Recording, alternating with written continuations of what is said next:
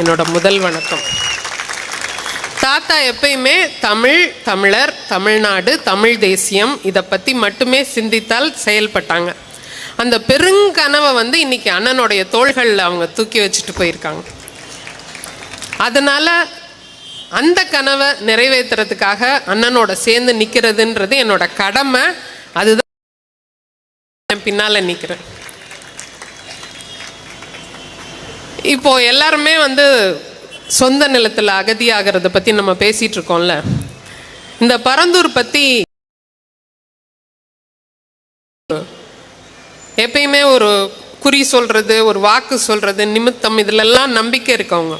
அதனால் நான் என்ன சொல்ல விரும்புகிறேன்னா, நல்வாக்கா பரந்தூரில் அதே போல் சேலம் 8 வழிச்சாலை நடக்காது அப்படின்னாங்க. அதே போல் பரந்தூரில் போராடுகின்ற போராட்ட குழுக்களுக்கு அண்ணன் சொன்னாங்க, தைரியமாக இருங்கப்பா, அண்ணன் நான் இருக்கேன், இது வராது, வர விட மாட்டோம் அப்படின்னு. வராது, நம்பிக்கையோடு இருக்கலாம். ஏன்னா இதில் எப்படி அவ்வளோ சிக்கல்கள் இருக்குது, இதில் நிறைய விதி மீறல்கள் இருக்குது. இதையெல்லாம் தாண்டி இவங்க அது செயல்படுத்துகிறோம். என்ன ஒரு ஏமாத்துத்தனத்தோட உச்சம்னு பார்த்தீங்கன்னா, இந்த திட்டா பேசிட்டு ஒருத்தன் சுற்றுவான், அவனுக்கு பேர் சத்தியவான். அதுதான் இது. அதே போல் 5300 ஏக்கர் விளைநிலம் போகுது, 1400 ஏக்கர் நீர் போகுது. அதில் அந்த இப்போ ஒரு அண்ணன் கூட சொல்லிட்டு போனாங்க, 470 ஏக்கர் பட்டியலின மக்களோட பள்ளிக்கரணையோட அந்த எண்டு வருது, 3800 ஏக்கர் அதனுடைய காடுகள் வருது. அந்த காடுகள் ஒட்டி இருக்கிற அந்த வனவிலங்குகளுக்கு நான் ஒன்று பறவைக்கும் ஆபத்து, விமான நிலையத்துக்கும் எவ்வளவு பெரிய ஆபத்து இருக்கும். வைக்கிறாங்க, வெறும் 60 கிலோமீட்டரில் வைக்கிறாங்க. சட்டம் என்ன சொல்லுதுன்னா, ஒரு விமான நிலையத்துக்கும் இன்னொரு விமான நிலையத்துக்கும் 150 கிலோமீட்டர் தூரம் இடைவெளி இருக்கணும்னா, இது வெறும் இப்போ 70 கிலோமீட்டரில் தான் இருக்குது சென்னை விமான நிலையம். ஏன் உங்களுக்கு இந்த அவசரம்? அது என்ன உங்களுக்கு அப்படியே ஒரு தாரவாத்து? ஏன் இது?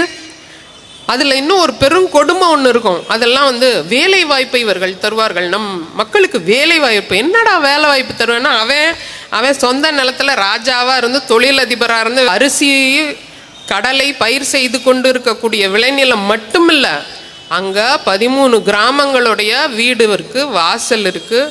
அவர்களுடைய நாளை நமக்கும் நடக்கும் அப்படின்றா தெரிஞ்சுக்கணும். இது நடக்கும், நமக்கும் நாளை நடக்கும். அதுக்காக தான் மக்கள் போராட்டமாக நாம் எல்லோரும்.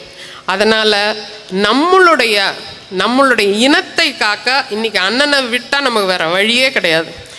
2026 நடக்க இருக்கிற அந்த ஒன்றாக வாருங்கள், ஓரணியில் இணையுங்கள் அப்படின்னு சொல்லிட்டு இந்த திராவிடர்கள்லாம் நீங்கள் வாங்க 2 சீட்டு, நீங்கள் வாங்க 2 சீட்டுன்னு எல்லாரையும் தனிச்ச புலிக்குமான போராட்டம் தான் இந்த 2026 தேர்தல்.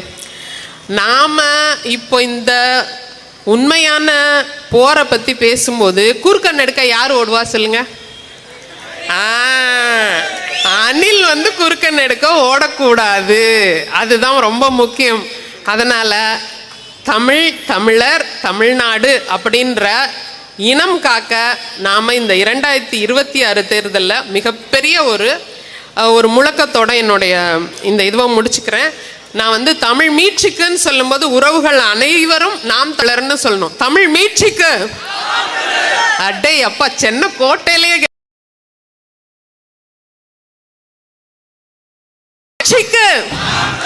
நாளை ஆட்சிக்கு நாம் தமிழர்.